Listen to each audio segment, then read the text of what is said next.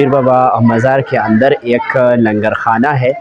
جیسی ہو سکتا ہے آپ میرے جیسے پیسے نہ ہو جیب میں، تو پھر یہ ہے پیر بابا رحمۃ اللہ علیہ کا مزار، جو بہت خوبصورت ہے. اوپر سے بھی دیکھ سکتے ہیں، اس پر بہت ہی خرچہ ہوا ہے اور اب تک یہ محفوظ ہے. ادھر لوگ مختلف علاقوں سے یہاں پر وزٹ کرتے ہیں. ڈیئر فرینڈز، میں پیر بابا مزار کے اندر موجود ہوں.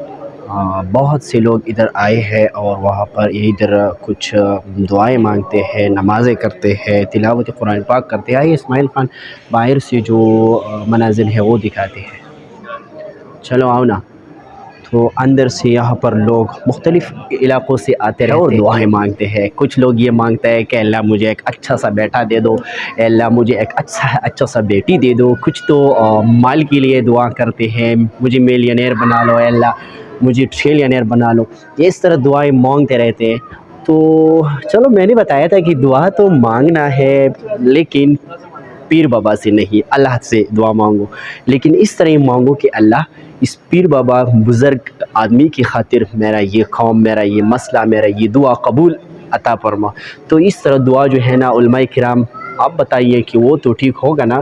اگر آپ اس طرح دعائیں کرتے ہیں کہ پیر بابا میرا ایک کام کرو، تو اٹس امپاسبل، یہ کبھی نہیں ہوگا.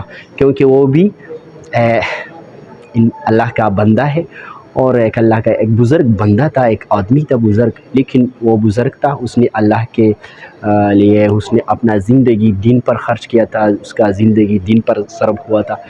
ابھی میں جا رہا ہوں لنگر کی طرف، کیونکہ ہماری جیب میں پیسے نہیں ہیں. تو ہو سکتا ہے یہاں پر کھانے کی کچھ چیزیں مل جائے گی تو بہت ہی زبردست ہوگا.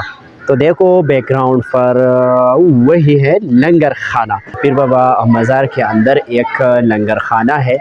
جیسی ہو سکتا ہے آپ میرے جیسے پیسے نہ ہو جیب میں، تو پھر ادھر ہی انٹری مارنا ہے، لنگر کے اندر ہی آنا ہوگا اور یہاں پر فری کھانا ہی ملے گا.